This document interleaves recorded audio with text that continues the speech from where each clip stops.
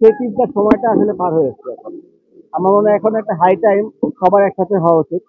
আমরা এই যে বাচ্চাগুলো যেন আরো সেফ থাকে, আর কোনো যেন লাশ না পড়ে, ওই ওই ওই প্রতিশ্রুতি আমরা সরকারের থেকে চাই।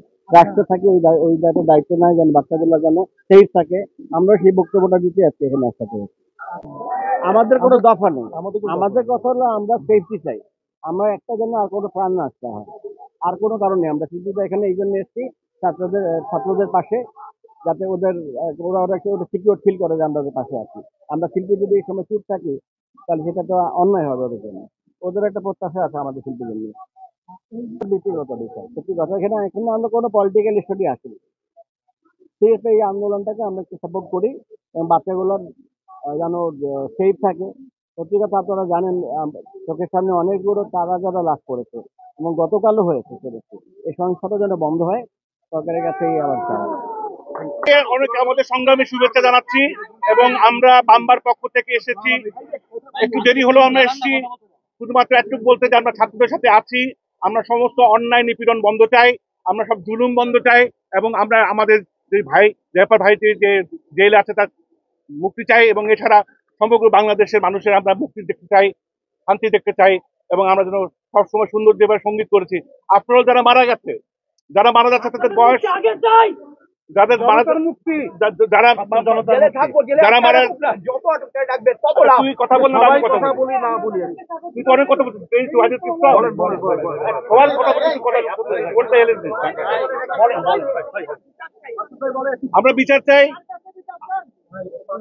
জনগণ বিচার করবে, জনগণ রাষ্ট্রের কাছে বিচার চাই, জনগণ বিচার করবে, জনগণের রাষ্ট্রের মালিক হলো জনগণ, জনগণ ডিসাইড করবে কাকে কাকে বিচার করবে।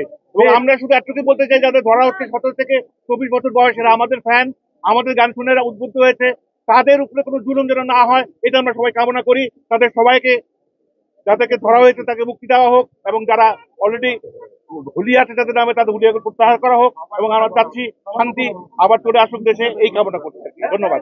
এবার কথা বলবে পার্থদা। হামিম ভাই কোথায়? হামিম ভাই কোথায়? হামিম ভাই আজকে আমরা আপনাদের পাশে আসছি। আপনাদের যে আন্দোলন চলছে এটার সাথে আমরা একমত এবং আমরা একসাথে আছি।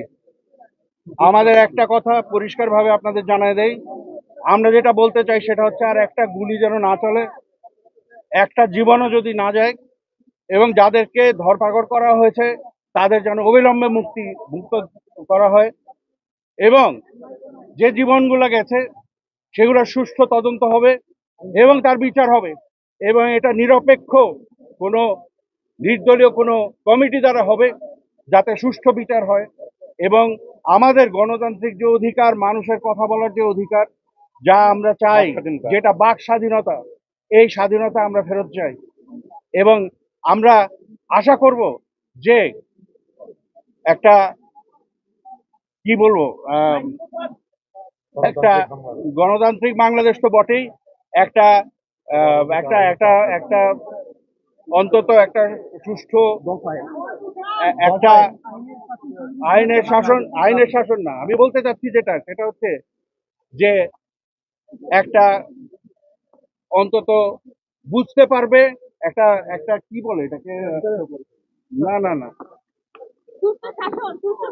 সুষ্ঠু শাসনও না, এটা হচ্ছে একটা অনুধাবন করতে পারবে যে বাংলাদেশের মানুষ কি চায় এবং সে অনুযায়ী তারা ব্যবস্থা নেবে। আমরা এটা চাই, আমরা আপনাদের সাথে আছি। আমরা যখনই আসি না কেন, আমরা যেখানেই ছিলাম না কেন আপনাদের সাথে ছিলাম, আপনারা এই ব্যাপারে কোনো সন্দেহ করবেন না। ধন্যবাদ। অরাজনৈতিক আন্দোলন 1952 সালে গুলি চালানো হয়েছিল, না তখন আমাদের অত্যন্ত দুঃখের বিষয় যে তখন পাকিস্তানি আর্মি আমাদেরকে মেরেছিল। এখন আমরা নিজেদেরকে মারছি, এটা বন্ধ হইতে হবে। এই গুলি করে মারা এবং এই ধরনের একটা সহিংসতা, এটা বন্ধ হতে হবে। নিজেরা মারার কথাই শহীদুল্লাহ কাছে বলেছিলেন।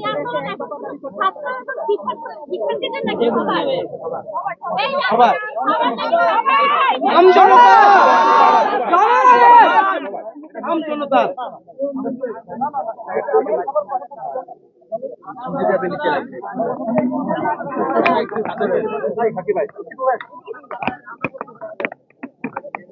আমি তো বলি আমাদের রাষ্ট্র বন্দুক দিয়ে আমাদের জনতা মারা হচ্ছে। এটা মানে 52-69 হয়েছিল, 71 পাকিস্তানে মেরেছে। এখন আমাদের দেশের পুলিশ, আমাদের দেশের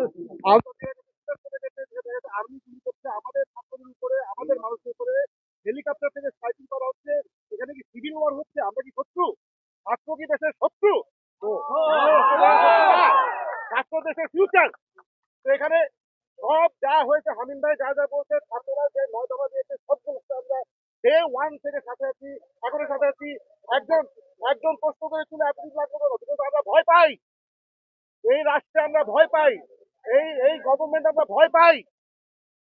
ছাত্ররা আমাদের ভয় ভেঙেছে, এই আমরা এতটুকু। আমরা কেউ নিরাপদ না, আমরা কেউ নিরাপদ না। আমার এতটাই বলা ছিল, এখন অন্য কেউ বলে।